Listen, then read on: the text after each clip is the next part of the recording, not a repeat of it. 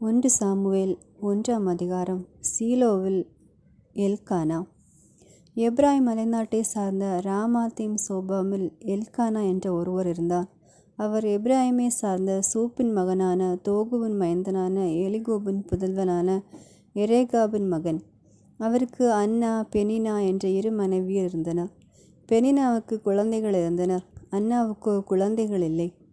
எல்க்கானா ஆண்டுதோறும் சீலோவில் படைகளின் ஆண்டவரை வழிபடவும் அவருக்கு பலி செலுத்தவும் தம் நகரிலிருந்து சென்று வருவார். அங்கே ஆண்டவரின் குருவான ஏலியின் 2 புதல்வர்கள் ஓப்னியும் பினகாசும் இருந்தனர். எல்க்கானா தாம் பலி செலுத்திய நாளில் தம் மனைவி பெனினாவுக்கு அவளுடைய புதல்வர் புதல்வியர் அனைவருக்கும் பங்கு கொடுப்பதுண்டு. அன்னாவின் மீது அவர் அன்பு கொண்டிருந்தும் அவருக்கு ஒரே பங்கை தான் அளித்தார், ஏனெனில் ஆண்டவர் அவரை மலடியாக்கியிருந்தார். ஆண்டவர் அவரை மலடியாக்கியிருந்ததால் அவருடைய சக்களத்தி அவரை துன்புறுத்தி வதைத்தாள். இவ்வாறு ஆண்டுதோறும் நடந்தது. அவர் ஆண்டவரின் இல்லம் வந்த போதெல்லாம் அவள் அவரை துன்புறுத்துவாள். அன்னா உண்ணாமல் அழுவார். அப்போது அவர் கணவர் எல்க்கானா அவரை நோக்கி, அன்னா, நீ ஏன் அழுகிறாய்? நீ ஏன் உண்ணவில்லை? நீ ஏன் மன வருத்தம் அடைகிறாய்? நான் உனக்கு 10 புதல்வரை விட மேலானவன் அன்றோ என்பார்.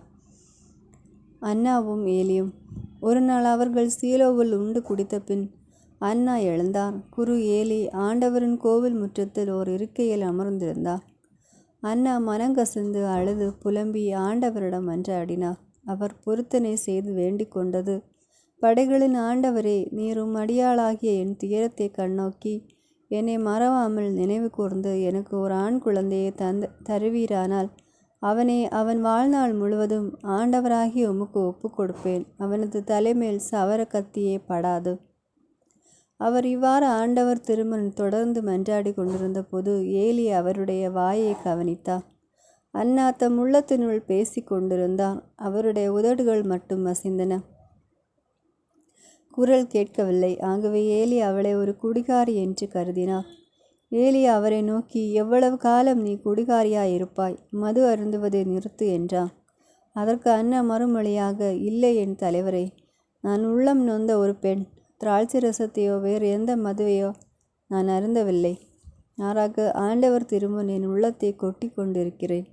உம் அடியாளை ஒரு கீழ்த்தர பெண்ணாக கருத வேண்டாம், ஏனெனில் என் துன்பத் துயரங்களின் மிகுதியால் நான் இதுவரை பேசி கொண்டிருந்தேன் என்று கூறினார். பிறகு ஏலி, மனநிறைவோடு செல். இஸ்ரேலின் கடவுள் நீ அவரிடம் விண்ணப்பித்த உனது வேண்டுகோளை கேட்டருள்வார் என்று பதிலளித்தார். அதற்கு அன்னா, உம் அடியாளும் கண்முன்னே அருள் பெறுவாளாக என்று கூறி தம் வழியை சென்று உணவு அருந்தினார். இதன் பின் அவர் முகம் வாடி இருக்கவில்லை. சாமுவேலின் பிறப்பு. அவர்கள் காலையில் எழுந்து ஆண்டவர் திருமுன் வழிபட்டு விட்டு திரும்பி சென்று ராமாவில் இருந்த தங்கம் இல்லம் அடைந்தனர். எல்க்கானா தம் மனைவி அன்னாவோடு கூடி வாழ்ந்தார். ஆண்டவரும் அவரை நினைவு கூர்ந்தார். உரிய காலத்தில் அன்னா கருவுற்று ஒரு மகனை பெற்றெடுத்தார். நான் அவனை ஆண்டவரிடமிருந்து கேட்டேன் என்று சொல்லி அவர் அவனுக்கு சாமுவேல் என்று பெயரிட்டார். எல்க்கானாவும் அவர் வீட்டார் அனைவரும் ஆண்டவருக்கு தங்கள் ஆண்டு பலியையும் பொருத்தனைகளையும் செலுத்த சென்றார்கள். ஆனால் அன்னா செல்லவில்லை. அவர் தம் கணவரிடம், பையன் பால்குடி மறந்ததும் அவனை எடுத்து செல்வேன். அவன் ஆண்டவர் திருமுன் சென்று என்றும் அங்கே தங்கியிருப்பான் என்று சொன்னார். அவர் கணவர் எல்க்கானா, உனக்கு சிறந்தது எனப்படுவதை செய். பையன் பால்குடி மறக்கும் வரை இரு. ஆண்டவர் தம் வார்த்தையை உறுதிப்படுத்துவாராக என்று அவரிடம் கூறினார். ஆகவே அவர் தங்கியிருந்து பால்குடி மறக்கும் வரை தம் மகனுக்கு பாலூட்டி வந்தார். அவன் பால்குடி மறந்ததும் அன்னா அவனை தூக்கி கொண்டு 3 காளை 20 படி அளவுள்ள ஒரு மரக்கால் மாவு, ஒரு தோல்பை திராட்சை ரசம் ஆகியவற்றுடன் சீலோவில் இருந்து ஆண்டவர் நிலத்திற்கு வந்தான். அவன் இன்னும் சிறு பையனாகவே இருந்தான். அவர்கள் காளையை பலியிட்ட பின் பையனை ஏலியிடம் கொண்டு வந்தார்கள். பின் அவர் கூறியது, என் தலைவரே, உம் மீது ஆணை. என் தலைவரே, உம்முன் நின்று ஆண்டவரிடம் வேண்டிக் கொண்டிருந்த பெண் நானே. இப்பையனுக்காகவே நான் வேண்டிக் கொண்டேன். நான் ஆண்டவரிடம் விண்ணப்பித்து என் வேண்டுகோளை அவர் கேட்டருளினார். ஆகவே நான் அவனை ஆண்டவருக்கு அர்ப்பணிக்கிறேன். அவன் தன் வாழ்நாள் அனைத்தும் ஆண்டவருக்கு அர்ப்பணிக்கப்பட்டவன். அங்கே அவர்கள் ஆண்டவரை தொழுதார்கள். 2ஆம் அதிகாரம். அன்னாவின் வேண்டுதல். அப்பொழுது அன்னா மன்றாடி கூறியது, ஆண்டவரை முன்னிட்டு என் இதயம் மகிழ்கின்றது. ஆண்டவரில் என் ஆற்றல் உயர்கின்றது. என் வாய் என் எதிரிகளை பழிக்கின்றது. ஏனெனில் நான் நீர்நளிக்கும் மீட்பில் களிப்படைகிறேன். ஆண்டவரை போன்ற தூயவர் வேறு எவருமில்ல. உம்மையின்றி வேறு எவருமில்ல. நம் கடவுளை போன்ற வேறு பாறை இல்லை. இருமாப்புடன் இனி பேச வேண்டாம். உங்கள் வாயிலில் வீம்பு வெளிப்பட வேண்டாம். ஏனெனில் ஆண்டவர் அறிவின் இறைவன். செயல்களின் அளவை எடை போடுபவர் அவரே. வலியோரின் வில்கள் உடைப்படுகின்றன. தடுமாறினோர் வலிமை பெறுகின்றனர். நிறைவுடன் வாழ்ந்தோர் கூலிக்கு உணவு பெறுகின்றனர். பசியுடன் இருந்தோர் பசி தீர்ந்தார் ஆகியுள்ளனர். மலடி எழுவரை பெற்றெடுத்துள்ளாள். பல புதல்வரை பெற்றவளோ தனியாள் ஆகின்றாள். ஆண்டவர் கொல்கிறார், உயிரும் தருகின்றார். பாதாளத்தில் தள்ளுகிறார், உயர்த்துகின்றார். ஆண்டவர் ஏழையாக்குகிறார், செல்வராக்குகின்றார். தாழ்த்துகின்றார், மேன்மைப்படுத்துகின்றார். புழுதி நின்று அவர் ஏழைகளை உயர்த்துகின்றார். குப்பை நின்று வறியவரை தூக்கி விடுகின்றார். உயர்குடியினரோடு அவர்களை அமர்த்துகின்றார். மாண்புரு அரியணையை அவர்களுக்கு உரிமையாக்குகின்றார். உலகின் அடித்தளங்கள் ஆண்டவருக்கு உரியவை. அவற்றின் மேல் அவர் உலகை நிறுவினார். தம்மில் பற்று கொண்டோர் காலடிகளை அவர் காப்பார்.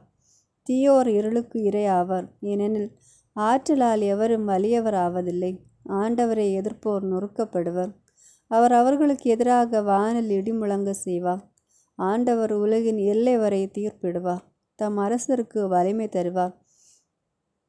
தாம் திருப்பொழிவு செய்தவரின் ஆற்றலை உயர்த்துவார். எல்கானா ராமாவிலுள்ள தம் வீட்டிற்கு சென்றான். சிறுவனோ குரு ஏலியின் முன்பாக ஆண்டவருக்கு ஊழியம் செய்து வந்தான். ஏலியின் மக்கள். அப்போது ஏலியின் புதல்வர்கள் கீழ்த்தரமானவராக இருந்தனர். அவர்கள் ஆண்டவர் மீது அக்கறை கொள்ளவில்லை. அந்த குருக்களின் மக்களிடம் பின்வருமாறு நடந்து கொண்டனர். யாராவது பலி செலுத்தினால் இறைச்சி வேகும் போதே கையில் 3 பல் கொக்கியுடன் குருவின் பணியாளன் வருவான். அவன் அதை கொப்பரையிலோ அண்டாவிலோ சட்டியிலோ பானையிலோ விடுவான். கொக்கியில் அகப்படுவதையெல்லாம் குருவுக்கென்று எடுத்துக்கொள்வான். சீலோவுக்கு வந்த இஸ்ரேல் மக்கள் அனைவருக்கும் அவர்கள் இவ்வாறு செய்தனர். அதோடு கொழுப்பு எரிவதற்கு முன்பே குருவின் பணியாள் பலி செலுத்துவரிடம் வந்து, குருவுக்கு சமைக்க இறைச்சி கொடும். வெந்த இறைச்சி என்று பச்சையானதை அவர் உம்மிடமிருந்து பெறுவார் என்பான். யாராவது அவனிடம், தற்போது கொழுப்பு எரியட்டும், பிறகு நீ விரும்பியதை எடுத்துக்கொள் என்று சொன்னால், அதற்கு அவன், இல்லை, நீர் இப்பொழுதே கொடும், இல்லையென்றால் வலிந்து எடுத்துக்கொள்வேன் என்று சொல்வான். ஆகவே அந்த இளைஞரின் பாவம் ஆண்டவரின் திருமுன் மிக பெரியதாகவே இருந்தது. ஏனெனில் அவர்கள் ஆண்டவருக்கு செலுத்தப்பட்ட படையல்களை துச்சமாக கருதினார்கள். சீலோமில் சாமுவேல். ஆண்டவர் முன் ஊழியம் செய்த சிறுவன் சாமுவேல் நாற்பட்டாலான ஏபோது அணிந்திருந்தான். சாமுவேலின் தாய் அவனுக்காக ஆண்டுதோறும் ஒரு சிற்றாடை தைத்து தம் கணவரோடு ஆண்டு பலி செலுத்த சென்றபோது அவனிடம் கொடுப்பார்.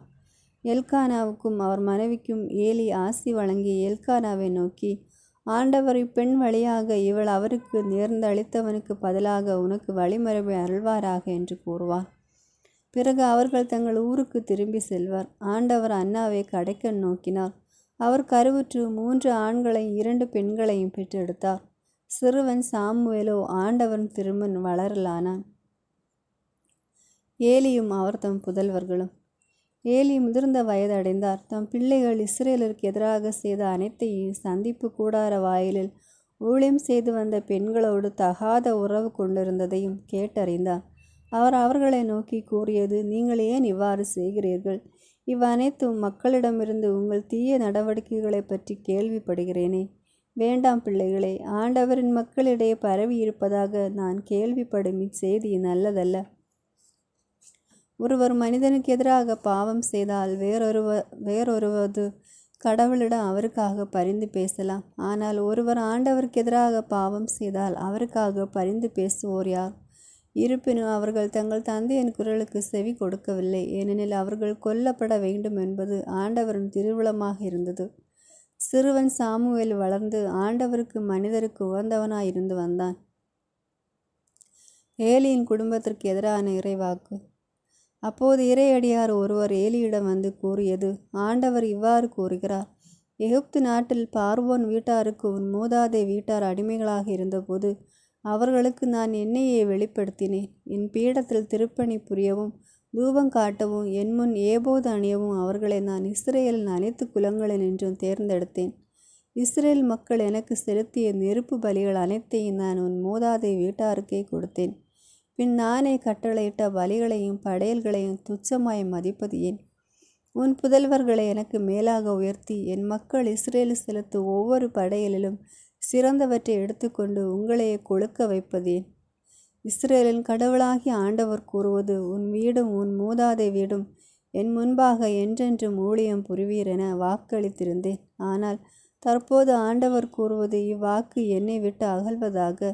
ஏனெனில் என்னை மதிப்போரே நான் மதிப்பேன், என்னை இகழ்வோர் இகழ்ச்சி அடைவர். இதோ நாட்கள் நெருங்குகின்றன, அப்பொழுது உன் ஆற்றலையும் உன் மூதாதை வீட்டாரின் ஆற்றலையும் நான் அளிப்பேன். உன் வீட்டில் ஒரு முதியவர் கூட இருக்க மாட்டார். அப்போது ஏனைய இஸ்ரேலருக்கு அருளப்படும் அனைத்து நலனையும் நீ பொறாமையோடு மனம் வெதும்பி பார்ப்பாய். எனது வீட்டிலோ என்றென்றும் ஒரு முதியவர் கூட இருக்க மாட்டார். என் பீடப்பணியை நின்று விலக்கி விடாமல் நான் வைத்து கொள்ளவிருக்கும் உங்களில் ஒருவன் கண்கள் மங்கி மனந்தளர்வடையும் மட்டும் இருப்பான். ஆனால் உன் வீட்டில் வளரும் தலைமுறையினர் இளம் வயதில் சாவர். உன் இரு புதல்வரான ஓப்னிக்கும் பினகாசுக்கும் ஏற்படவிருப்பது உனக்கு ஒரு அடையாளமாக இருக்கட்டும். ஒரே நாளில் அவர்கள் இருவரும் மடிவர். என் திட்டத்திற்கும் விருப்பத்திற்கு ஏற்ப செயல்படும் நம்பிக்கைக்குரிய குருவை நான் எழுப்புவேன். அவனுக்கு ஒரு நிலையான வீட்டை கட்டி எழுப்புவேன். அவன் எந்நாளும் என்னிடம் திருப்பொழிவு பெறுவனுக்கு பணி செய்வான். எஞ்சியுள்ள உன் வீட்டார் அனைவரும் ஒரு வெள்ளிக்காசுக்கோ ஒரு அப்பத்துக்கோ அவனிடம் வந்து கையேந்தி நின்று, தயை கூர்ந்து எனக்கு ஒரு அப்பம் கிடைக்குமாறு குருத்துவ ஊழியத்தில் என்னை சேர்த்தருளும் என்பார்கள். 3ஆம் அதிகாரம். கடவுள் சாமுவேலுக்கு தோன்றுதல். சிறுவன் சாமுவேல் ஏலியின் மேற்பார்வையில் ஆண்டவருக்கு ஊழியம் செய்து வந்தான். அந்நாட்களில் ஆண்டவரின் வார்த்தை அரிதாக இருந்தது, காட்சியும் அவ்வளவாக இல்லை. அப்போது ஒரு நாள் ஏலி தம் உறைவிடத்தில் படுத்திருந்தார். கண் பார்வை மங்கிவிட்டதால் அவரால் பார்க்க முடியவில்லை. கடவுளின் விளக்கு இன்னும் அணையவில்லை. கடவுளின் பேழை வைக்கப்பட்டிருந்த ஆண்டவரின் இல்லத்தில் சாமுவேல் படுத்திருந்தான். அப்பொழுது ஆண்டவர் சாமுவேல் என்று அழைத்தார். அதற்கு அவன், இதோ அடியான் என்று சொல்லி ஏலியிடம் ஓடி, இதோ அடியேன் என்று என்னை அழைத்தீர்களா என்று கேட்டான். அதற்கு அவர், நான் அழைக்கவில்லை, திரும்பி சென்று படுத்துக்கொள் என்றான். அவனும் சென்று படுத்து கொண்டான். ஆண்டவர் மீண்டும் சாமுவேல் என்று அழைக்க அவன் எழுந்து ஏலியிடம் சென்று, இதோ அடியேன் என்னை அழைத்தீர்களா என்று கேட்டான். அவரோ, நான் அழைக்கவில்லை மகனே, சென்று படுத்துக்கொள் என்றான். சாமுவேல் ஆண்டவரை இன்னும் அறியவில்லை. அவனுக்கு ஆண்டவரின் வார்த்தை இன்னும் வெளிப்படுத்தப்படவில்லை. 3ஆம் முறையாக ஆண்டவர் சாமுவேல் என்று அழைத்தார். அவன் எழுந்து ஏலியிடம் சென்று, இதோ அடியேன் என்னை அழைத்தீர்களா என்று கேட்டான். அப்போது சிறுவனை ஆண்டவர் தாம் அழைத்தார் என்று ஏலி தெரிந்து கொண்டான். பின்பு ஏலி சாமுவேலை நோக்கி, சென்று படுத்துக்கொள், உன்னை அவர் மீண்டும் அழைத்தால் அதற்கு நீ, ஆண்டவரை பேசும், அடியான் கேட்கிறேன் என்று பதில் சொல் என்றான். சாமுவேலும் தன் இடத்திற்கு சென்று படுத்து கொண்டான். அப்போது ஆண்டவர் வந்து நின்று, சாமுவேல் சாமுவேல் என்று முன்பு போல் அழைத்தார். அதற்கு சாமுவேல், பேசும், அடியான் கேட்கிறேன் என்று மறுமொழி கூறினான். ஆண்டவர் சாமுவேலிடம் கூறியது, இதோ கேட்போர் அனைவரின் இரு காதுகளும் அதிர்ச்சி அடையக்கூடிய ஒரு செயலை நான் இஸ்ரேலில் செய்ய போகிறேன். அந்நாளில் ஏலியிடம் நான் அவன் வீட்டுக்கு எதிராக பேசியதை அனைத்தையும் தொடக்கத்திலிருந்து முடிவு வரை நிறைவேற்றுவேன். ஏனெனில் அவன் தன் புதல்வர்கள் கீழ்த்தரமாக நடந்து கொண்டதை அறிந்திருந்தும் அவர்களை தடுக்காத குற்றத்திற்காக அவனது வீட்டுக்கு நீங்காத தண்டனை தீர்ப்பு வழங்குவேன் என்று அறிவித்தேன். ஆகவே ஏலி வீட்டின் குற்றத்திற்கு பலியினாலோ படைகளினாலோ என்றென்றும் கழிவாய் செய்யப்பட முடியாது என்று நான் ஏலி வீட்டுக்கு ஆணையிட்டு கூறியுள்ளேன். சாமுவேல் காலை வரை படுத்திருந்தான். பிறகு ஆண்டவரது இல்லத்தின் கதவுகளை திறந்து வைத்தான். தான் கண்ட காட்சி ஏலியிடம் சொல்ல அஞ்சினான். பிறகு ஏலி, சாமுவேல் என் மகனே என்று கூப்பிட, சாமுவேல் இதோ அடியேன் என்று பதில் சொன்னான்.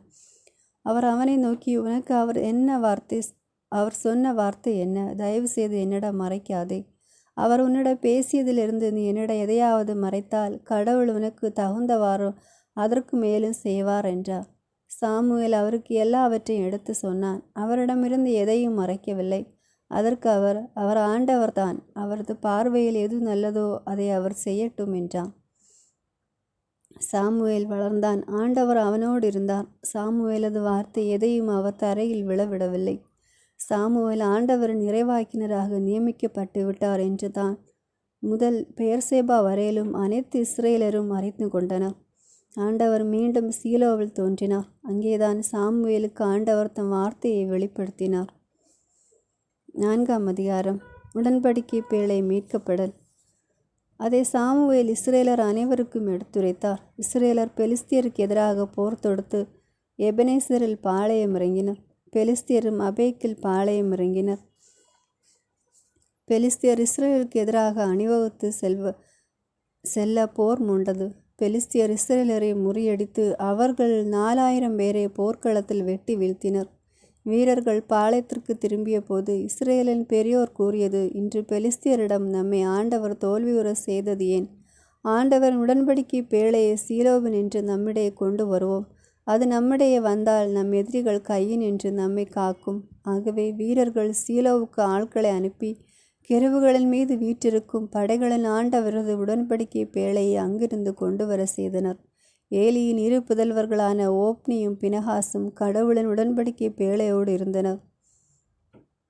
ஆண்டவரது உடன்படிக்கை பேழை பாளையத்திற்குள் வந்ததும் இஸ்ரேலர் அனைவரும் நிலைமை அதிரும் அளவிற்கு பெரும் ஆரவாரம் செய்தனர். இந்த ஆரவாரத்தை கேட்டதும் பெலிஸ்தியர் எபிரேயரின் பாளையத்தில் இப்பெரும் ஆரவாரமும் கூச்சலும் ஏன் என்று வினவினர்.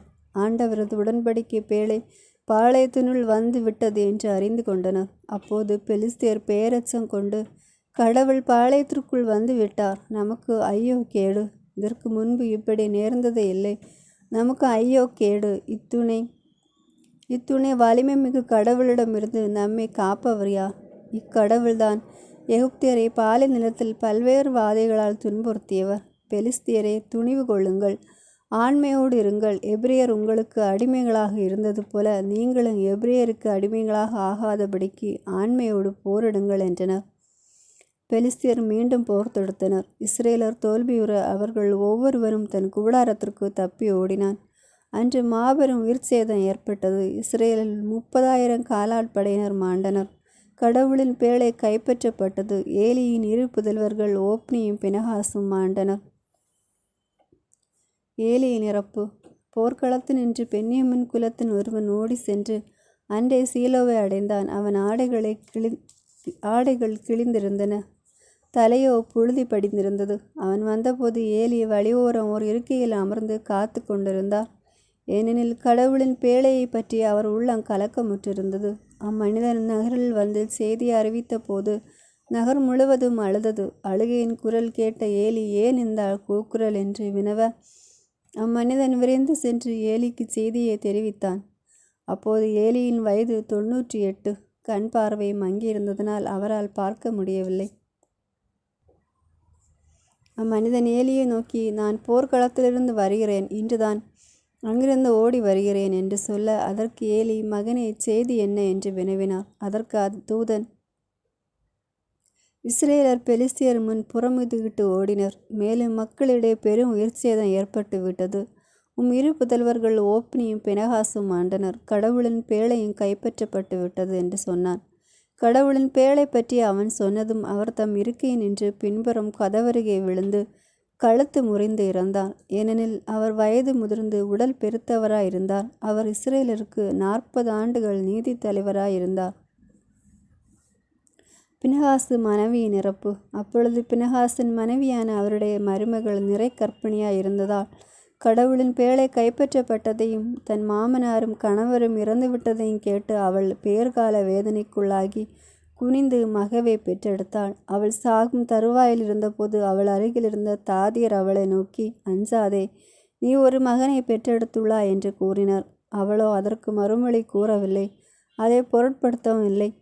கடவுளின் பேழை கைப்பற்றப்பட்டதையும் தம் மாமனாரும் கணவரும் இறந்ததையும் முன்னிட்டு இஸ்ரேலில் நின்று மாழ்ச்சி அகன்றுவிட்டது என்னும் பொருள்பட அவள் தன் குழந்தைக்கு இக்கபோது என்று பெயரிட்டாள். அவள் கூறியது, இஸ்ரேலில் நின்று மாழ்ச்சி அகன்று விட்டது, ஏனெனில் கடவுளின் பேழை கைப்பற்றப்பட்டது என்றார். 5ஆம் அதிகாரம். பெலிஸ்தியரிடம் உடன்படிக்கை பேழை. பெலிஸ்தியர் கடவுளின் பேழையை கைப்பற்றி அதை எபெனேசரிலிருந்து அஸ்தோதிற்கு கொண்டு சென்றனர். பெலிஸ்தியர் கடவுளின் பேழையை தாகோன் கோவிலுக்கு தூக்கி கொண்டு வந்து தாகோன் சிலை அருகில் வைத்தனர். அஸ்தோதின் மக்கள் மறுநாள் அதிகாலையில் விழித்தெழுந்த போது தாகோன் சிலை ஆண்டவரின் பேழைக்கு முன் முகங்குப்புற தரையில் விழுந்து கிடந்ததை கண்டனர். அவர்கள் அதை எடுத்து அதன் இடத்தில் மீண்டும் நிறுத்தினார்கள். அவர்கள் மறுநாள் அதிகாலையில் விழித்தெழுந்த போது தாகோன் சிலை ஆண்டவரின் பேழைக்கு முன் முகங்குப்புற தரையில் விழுந்து கிடந்ததை கண்டனர். ஆனால் அதன் தலையும் இருக்கைகளும் துண்டிக்கப்பட்டு வாயற்படியில் கிடந்தன. அதன் உடல் பகுதி மட்டும் எஞ்சி இருந்தது. ஆகவேதான் தாகோன் அர்ச்சகர்களும் தாகோனின் கோவிலுக்குள் செல்லும் அனைவரும் அஸ்தோதில் இருக்கும் தாகோனின் வாயற்படியை இந்நாள் வரை மிதிப்பதில்லை. அஸ்தோதின் மக்களை அழைக்கும்படியாக ஆண்டவரின் கை அவர்களை வன்மையாக தாக்கியது. அஸ்தோது வாழ் மக்களையும் அதன் எல்லைக்கு உட்பட்டவர்களை அவர் மூலக்கட்டிகளால் வாட்டி வதைத்தார். அஸ்தோதின் மக்கள் இவ்வாறு நிகழ்ந்ததை கண்டபோது, இஸ்ரேலின் கடவுளது பேழை நம்மிடையே இருக்கலாகாது, ஏனெனில் அவரது கை நம்மையும் நம் தேவன் தாகோனையும் வன்மையாக தாக்கியுள்ளது என்று பேசிக்கொண்டனர். ஆகவே அவர்கள் ஆள் அனுப்பி பெலிஸ்திய தலைவர்கள் அனைவரையும் ஒன்று திரட்டி அவர்கள் இஸ்ரேலின் கடவுளது பேழையை நாம் என்ன செய்வோம் என்று கேட்டனர். அவர்கள் இஸ்ரேலின் கடவுளது பேழையை காத்து நகருக்கு எடுத்து செல்ல வேண்டும் என்று பதிலுரைத்தனர். அவ்வாறு இஸ்ரேலின் கடவுளது பேழையை எடுத்து சென்றனர். அதை அங்கு எடுத்து சென்ற பின் ஆண்டவரின் கை அந்நகரை வன்மையாக தாக்கி மாபெரும் அழிவை ஏற்படுத்தியது. அவர் அந்நகர் மக்களை சிறியோர் முதல் பெரியோர் வரை மூலக்கட்டிகளால் வதைத்தார். அவர்கள் கடவுளின் பேழை எக்ரோனுக்கு அனுப்பினார்கள். கடவுளின் பேழை எக்ரோனுக்கு வரவே எக்ரோனியர் எங்களையும் எங்கள் மக்களையும் அழிக்கவே இஸ்ரேலின் கடவுளது பேழையை கொண்டு வந்து விட்டீர்கள் என்று கத்தினார்கள். எனவே அவர்கள் ஆள் அனுப்பி பெலிஸ்திய தலைவர்கள் அனைவரையும் ஒன்று திரட்டி அவர்களிடம், இஸ்ரேலின் கடவுளது பேழையை திருப்பி அதனிடத்திற்கு அனுப்பிவிடுங்கள், எங்களையும் எங்கள் மக்களையும் அவர் கொல்லாதிருக்கட்டும் என்று கேட்டுக்கொண்டனர். கடவுளின் கை அவர்களை வன்மையாக தாக்கியதால் அந்நகர் எங்கும் மக்கள் இறந்தார்கள். இரவாமல் இருந்த மக்கள் மூலக்கட்டிகளால் வதைக்கப்பட்டார்கள். அந்நகரின் கூக்குரல் வான் மட்டும் எழும்பியது. ஆமென். God bless you.